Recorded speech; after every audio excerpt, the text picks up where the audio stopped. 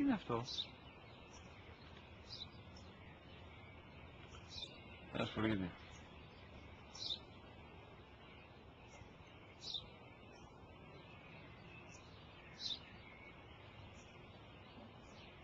Τι είναι αυτό? Μόλις τώρα στο πατέρα, σφουργίτη είναι.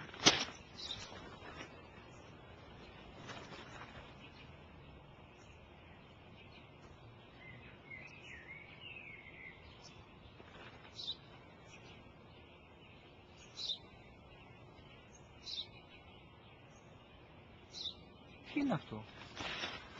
Ένα σπουργίτη είναι, πατέρα. Ένα σπουργίτη. Σπου-γι-τι.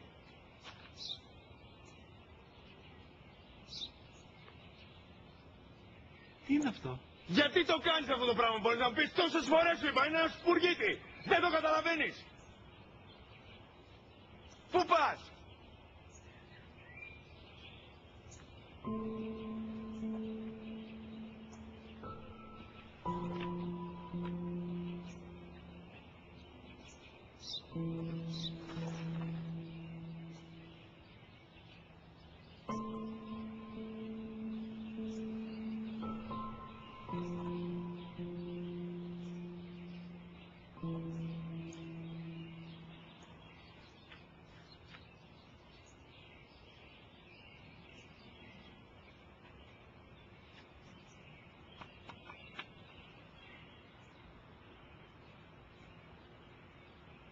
Δυνατά.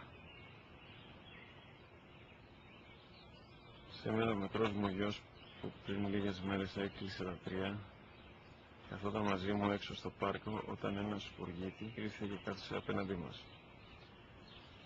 Ο γιος μου με ρώτησε 21 φορές τι ήταν αυτό και του απάντησε και τις 21 φορές ότι ήταν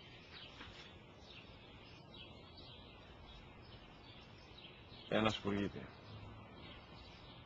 Τον αγκάλιασα τρυφερά και τις 21 φορές που μου έκανε την ίδια ερώτηση, ξανά και ξανά, χωρίς να εκνευριστώ, νιώθοντας στοργή για το αθώο μου αγοράκι.